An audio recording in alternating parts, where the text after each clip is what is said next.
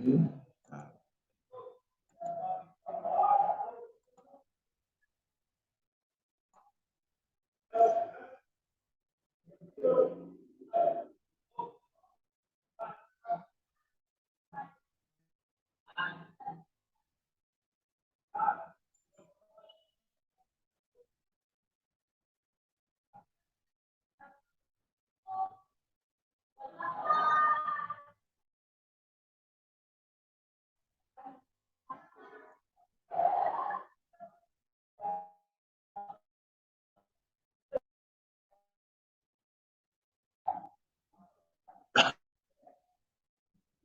lanjutkan kembali ya. Jadi ini kita lebih banyak teknik pemasangannya dan apa saja yang perlu di dalam pemasangan. Nanti di bagian akhir ada perbandingan konvensional dengan pracetak ya. Tapi baru dilihat dari sisi tulangannya saja ya. Untuk melihat perbedaannya antara konvensional dengan pracetak. Mungkin dari segi cetakan itu belum dilihat-lihat, tapi jelas bahwa pracetak itu ada perbedaannya ya, jadi lebih hemat dibanding metode konvensional ya.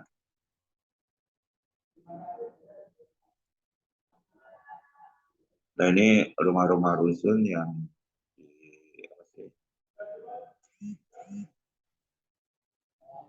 dirancang ya oleh PUPR, jadi seperti ini.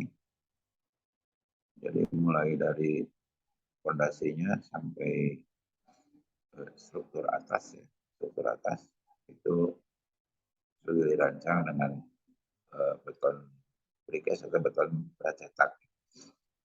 Nah di sini yang perlu diperhatikan adalah bagian-bagian elemennya supaya tidak terjadi kecelakaan kerja, kemudian hasil dari sistem strukturnya terpenuhi gitu.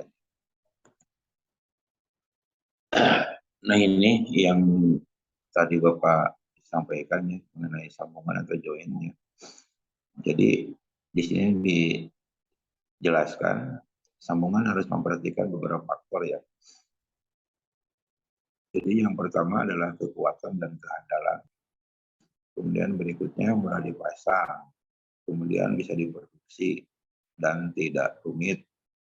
Nah yang keempatnya adalah ekonomis.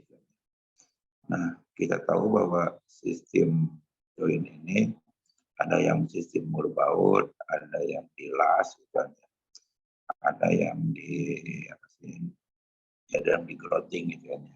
Jadi tergantung dari hasil rancangannya ya. Tapi yang terpenting adalah 4 poin ini supaya apa ya namanya ya.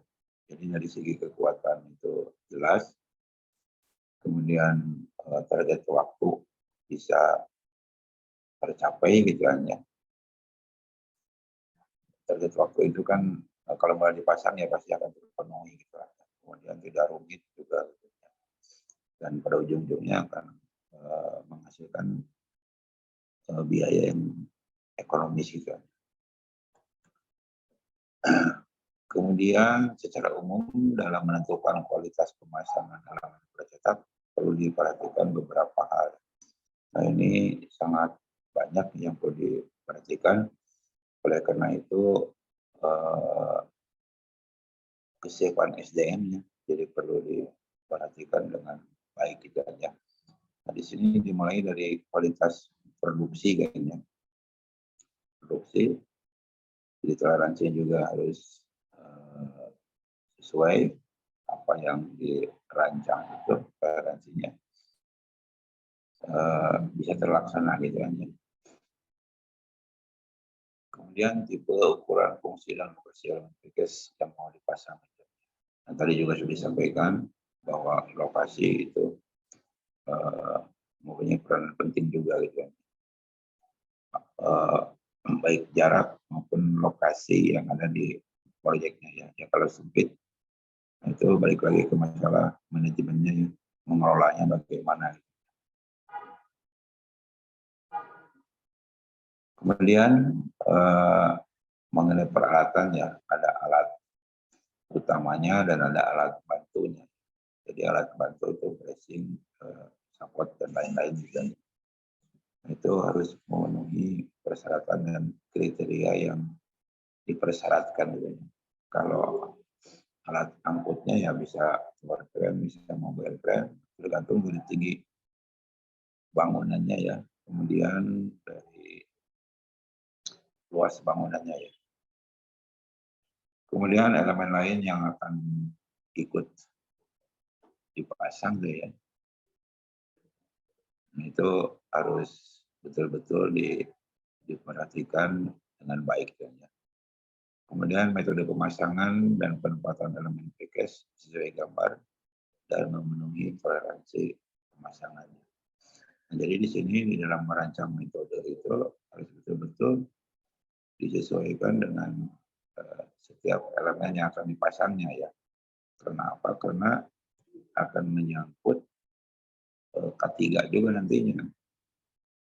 Di samping mengenai kemudahan di dalam melaksanakan pekerjaannya. Jadi prinsipnya bahwa elemen yang dipasang itu harus memberikan kekuatan yang baik, kemudian dan keamanan yang betul-betul mendukung gitu hanya. Kemudian metode koneksi atau join komponen percetak yang baik dan benar gitu. Kemudian metode handling dan memastikan titik angkat bekerja dengan baik gitu aja. Jadi ini kalau dirancang di lapangan ya, titik-titik angkatnya kan perlu disiapkan dengan baik supaya elemen percetaknya tidak rusak, kemudian tidak membahayakan. Nanti akan ada ya mengenai posisi titik angkatnya ya, supaya diperhatikan dengan baik. Kemudian mengenai ketiga, nah itu perlu dirancang dengan baik ya. Jadi bagian-bagian mana saja yang akan membahayakan, nah itu perlu diprotek ya, supaya tidak terjadi kecelakaan kerja. Nah di sini sudah kelihatan ada titik-titik angkatnya yang perlu diperhatikan. Nah ini mengenai jarak-jarak ini itu tidak sembarangan, jadi dihitung gitu hanya, dihitung supaya tidak merusak percetakan sendiri, kemudian dan tidak membahayakan. Nah kalau yang ini biasanya menggunakan seling itu hanya, apakah seling dari kabel baja atau dari serat fiber gitu.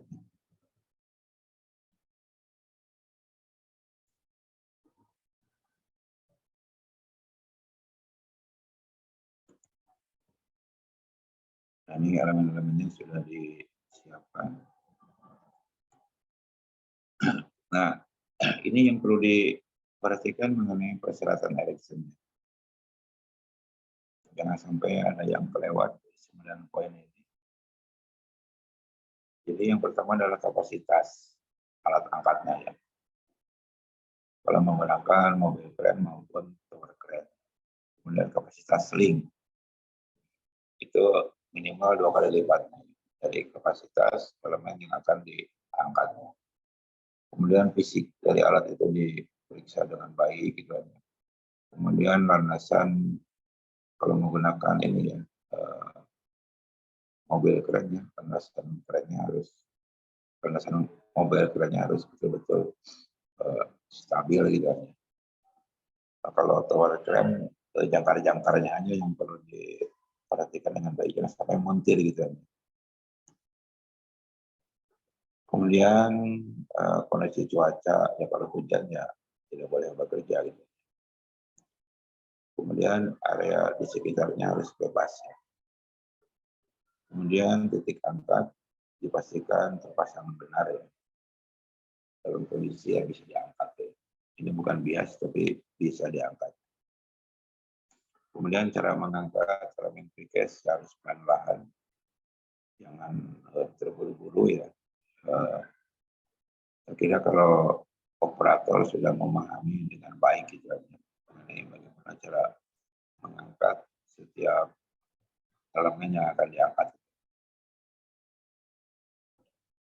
Nah, kemudian yang poin 9, nah itu yang perlu diperhatikan dengan baik gitu. Jadi kalau mau melepas seling itu, posisi elemen pracetaknya itu harus betul-betul menumpuk terlebih dahulu, kemudian ada yang menahan, jadi sudah ditopang dengan baik.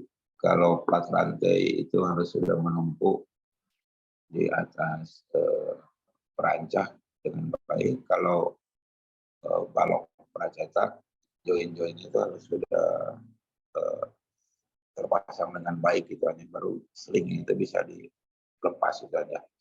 Nah biasanya itu kan kontrol pengawasannya sangat ketat gitu aja. Jadi biasanya dengan pengawas lapangannya kapan itu melepas seling gitu aja. Karena kalau komponen yang agak besar ya, misalkan balok, bukan besar, ya agak panjang gitu ya.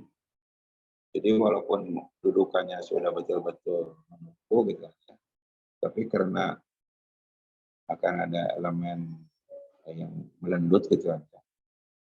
Nah, itu kadang-kadang kalau goyang sedikit, goyangannya menjadi semakin besar. Nah itu yang akan membuat elemen itu bisa bisa lepas kembali gitu kan. Oleh karena itu bracing atau peringkat atau tumpuan-tumpuan itu harus terpasang dengan baik gitu kan ya. Nah ini mengenai persyaratan Erickson yang 9 poin ini harus dipahami dengan baik gitu kan ya. Ini mengenai peralatannya. Nah ini kalau menggunakan mobil keren yang beroda gitu ya. Jadi landasannya ya perlu dibeli landasan apakah dari plat baja atau balok-balok kayu supaya tidak amplas. Nah begitu pula yang begini. Ya. Jadi kalau yang klawer ya roda baja gini, itu kalau permukaan tanahnya tidak kuat ya dipasang landasan dari plat baja gitu.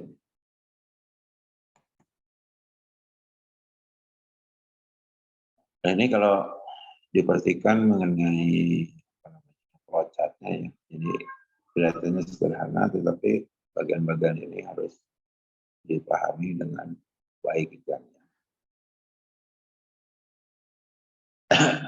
Jadi seperti ini, letakkan plat pada koordinatnya ya. Nah ini koordinatnya itu harus jelas-jelas diperhatikan dengan baik, jangan sampai salah posisi gitu ya. Karena biasanya kalau dalam presetak itu sudah di-set sedemikian rupa untuk setiap bagiannya itu posisinya ada di mana, jangan sampai salah. Jadi yang penting adalah posisinya sesuai dengan koordinatnya. Kemudian memasang supporting gitu ya, jadi penyangga seperti ini.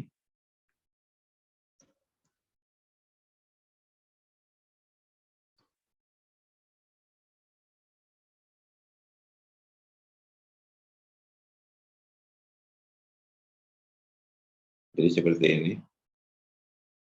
Jadi itu harus diperhatikan dengan baik supaya tidak terjadi kegagalan. Dan kalau masalah besi untuk topping itu dilihat aja jumlahnya ya, jumlahnya, kemudian jaraknya apakah sudah sesuai dengan yang ada di dalam gambar, karena itu akan menyangkut kekuatannya.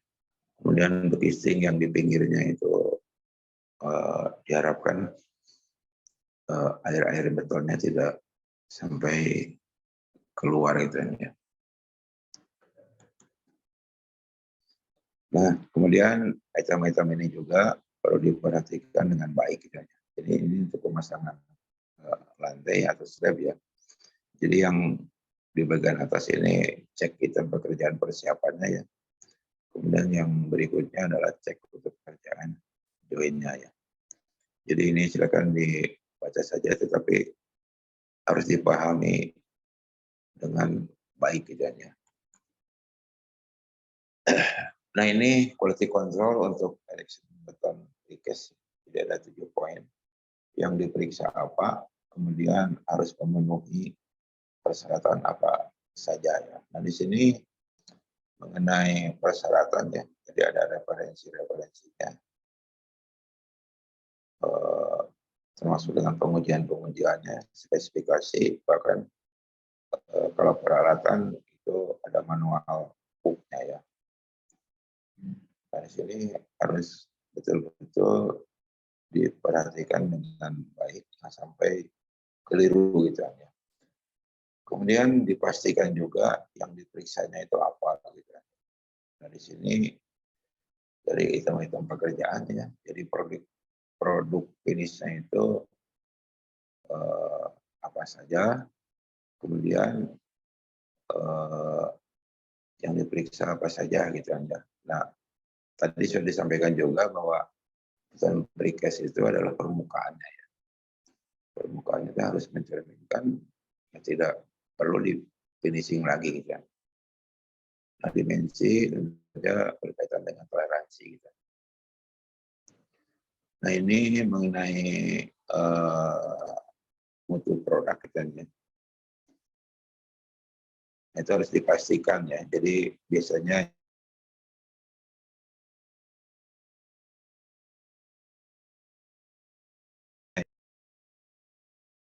untuk join juga sudah disiapkan baik di dalam gambar maupun apa sih namanya sketsa gitu ya di dalam pelaksanaannya itu sudah dirancang dengan baik gitu ya oleh para pihak perencana. Jadi biasanya sudah disiapkan, tidak apa sih, tidak acak-acakan gitu ya di dalam pelaksanaannya, supaya apa? Supaya nantinya di dalam pelaksanaan itu tercermin hasilnya baik. Ya kalau ada yang harus jelas, yaitu hasilnya juga harus dikontrol gitu ya. Karena apa? Karena was-wasannya itu kan harus kuat sampai umur rencananya ya. Jadi kalau bangunannya baru berumur 10 tahun sudah menunjukkan gejala tidak baik, berarti saat pelaksanaan itu kurang baik gitu. Kemudian metode connectionnya ya. Jadi di sini yang diperiksanya kan metode tahapan-tahapannya, kemudian peralatannya ya. Kemudian mixing, join dan sebagainya ya, yang itu perlu diperhatikan dengan baik ya. Tadi mengenai kapasitas alat angkat sudah disampaikan juga. Jadi jangan sampai kelewat gitu ya. Kemudian koordinat, elevasi, jarak gitu ya. Itu harus diperhatikan. Nah, jadi di sini quality control untuk erectionnya ya. Erectionnya itu ada 7 item. Jangan sampai ada yang kelewat.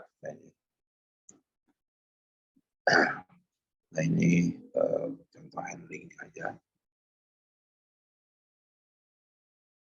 Ini contoh kegagalannya ya. Jadi kalau tidak hati-hati atau titik angkatnya salah gitu ya. Jadi landasannya kurang kuat, jadi bisa gagal handling gitu ya. Kemudian quality control handling di sini ada 6 poin gitu ya. Nah, ini harus diperhatikan dengan baik. Jadi yang penting nantinya ada yang diperiksa dan harus memenuhi persyaratan seperti apa gitu ya. Nah ini kan ya, titik angkatnya. Jadi ini dirancang sesuai dengan hasil analisanya ya. Hasil analisanya. tidak sembarangan. Nah, ini contoh-contoh di dalam pemasangan balok precast jadi seperti ini. Nah, ini jadi kalaupun sudah tulangannya sudah bersatu dengan tulangan kolom dan bersatu lagi dengan tulangan balok yang di sebelahnya, ini jangan dulu dilepas ya. Jadi harus dipastikan dalam posisi aman, seling ini yang dulu dilepas. Posisi aman, jadi kalau perlu ditopang ya ditopang gitu kan.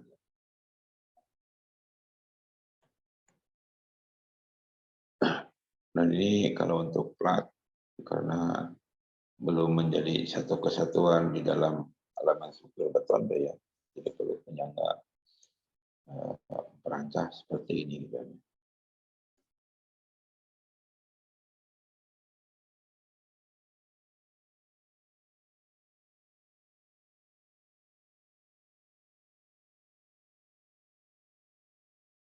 Nah, jadi diperlukan penyangga-penyangga atau perancah-perancah seperti ini supaya elemen plat lantai precast itu tidak melendut melebihi dari yang diizinkan ya. Kalau melebihi kan bisa patah gitu.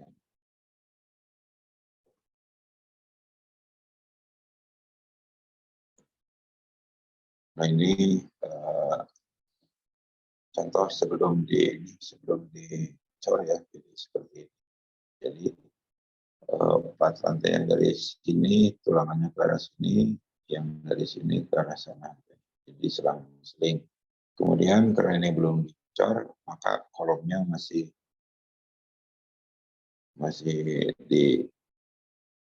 ditahan itanya. Jadi kolomnya masih diikat seperti ini. Jadi masih diikat supaya tidak miring dan tidak berubah posisinya ya.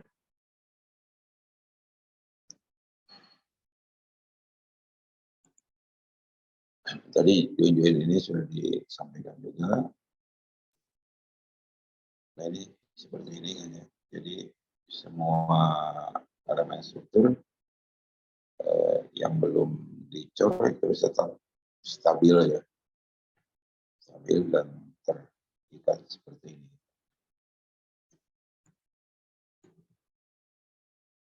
Nah, ini perbandingan perbandingan tulangannya yang dirancang oleh PUPR. Jadi di sini jelas ada perbedaan mengenai jumlah pemakaian tulangan antara tulangan konvensional dengan precast ya. Nah, ini coba diperhatikan saja ininya bagian-bagiannya ya supaya bisa dipahami dengan baik. Nah, ini rumah rusun ya, rumah rusun ukurannya kurang lebih 4,5 ya, 4,5 atau 5,6 dikalikan berapa ini? Ini 4,5 meter ya, 6 kali 9 ya. Jadi ada 2 rumah ya, jadi 4,5 kali 5,4 berbeda dengan ini. Dimensi dalamnya ya, dimensi dalamnya ini. Jadi kalau bangunannya yang 4,5 dikalikan 5,6 kali 5,4 kali 5,6. Nah, ini di perencanaan plat lantainya ya. Jadi yang pertama adalah yang konvensional dulu kalau tidak salah ya. Jadi ini beberapa persyaratan dari SNI 2019. Jadi kalau merancang plat lantai gitu.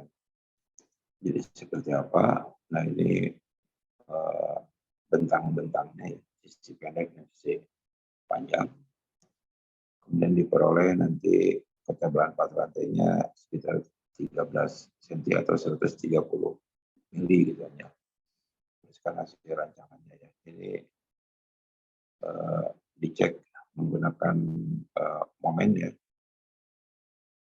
Jadi kalau di pelatihan perancangannya momen ini, jadi semuanya oke. Di sini hasilnya. Ini tabel plat rantai seperti ini.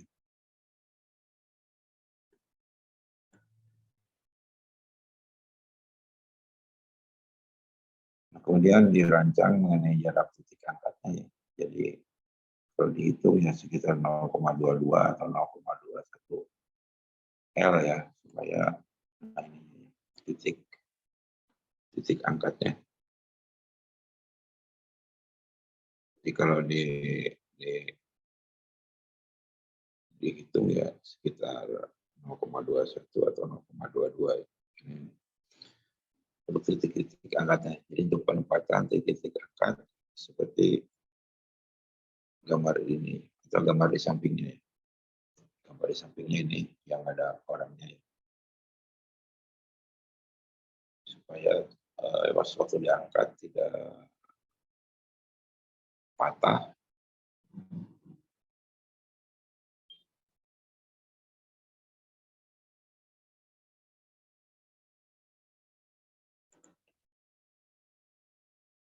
Kemudian mengenai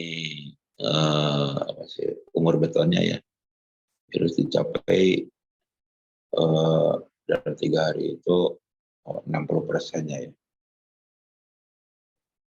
Nah di sini harus diperhatikan mengenai yang perlu dikontrol itu bagian apa saja gitu. Nah di sini disampaikan harus ditopang satu tumpuan gitu ya. Jangan sampai ini ada penopangnya ya dari sistem shoring atau perancat.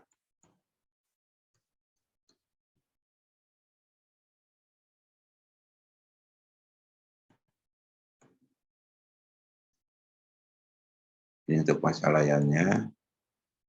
Jadi seperti ini 0,21 ya. Ini 0,21 untuk titik angkatnya ya. Nah, dicek mengenai tegangannya sudah memenuhi persyaratan ya. Jadi kalau ditopang di tengah-tengah, jadi saat dipasang, saat di erection itu sudah memenuhi persyaratan. Nah, di sini jadi jelas kalau tulangan konvensional itu 96 kilo ya per meter kubik betonnya. Jadi kalau menggunakan pracetak ini sekitar 77. Jadi dalam 1 meter kubik beton untuk pas lantai itu ada penghematan penggunaan tulangan 19 kilo ya per meter kubiknya ya, atau 20% ya. Ini jadi yang dihasilkan di sini 77. Mana 77 ya.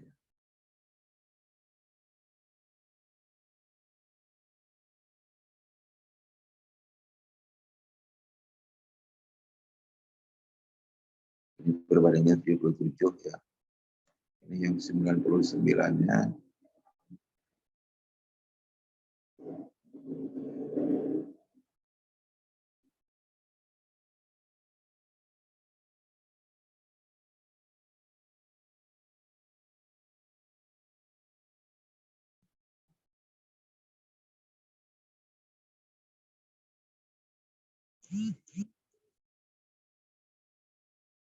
Nah ini kayaknya.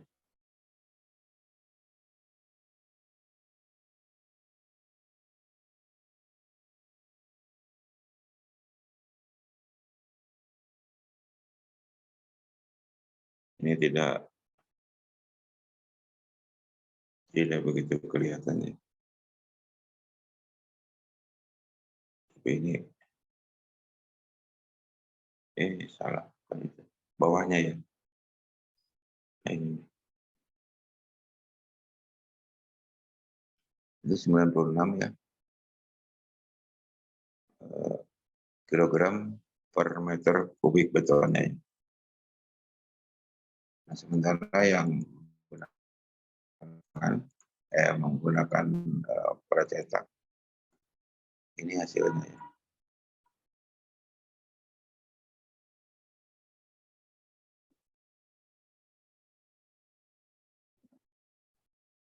Ini menggunakan pracetak, ini hasilnya. Jadi ini baru ditinjau aja dari dari segi tulangannya, belum ditinjau ke masalah logistiknya, perbandingan konvensional dengan pracetak itu seperti apa ya. Tapi kalau dilihat sepintas saja, cetakannya dari baja ini. Dan dari baja bisa digunakan ratusan kali gitu ya, asal perawatannya benar. Tapi kalau menggunakan kayu kan ya paling maksimum juga 7 kali ya, berdasarkan AHSP yang 2019 atau 2021. Di sana ada aturannya sampai 7 kali gitu kan ya. Jadi setelah 7 kali ya komponennya banyak yang rusak. Tapi kalau dari baja bisa sampai ratusan kali ya, asalkan perawatannya benar gitu kan ya. Kalau ditinjau dari segi penggunaan logistik memang akan lebih hemat gitu kan ya, penggunaan logistik. Nah, oleh karena itu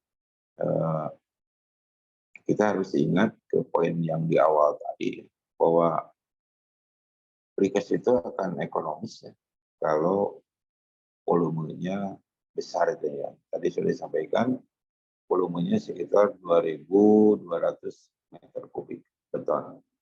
Jadi kalau kurang gitu ya, itu bukan tidak ekonomis ya. Jadi sedikit saja bergeser ya. Jadi tidak begitu ekonomis gitu ya. Itu kan kalau dikaji lebih lanjut lagi terhadap jarak, jumlah komponen ya kan segitu jumlahnya. Sekitar 2.200 meter kubik.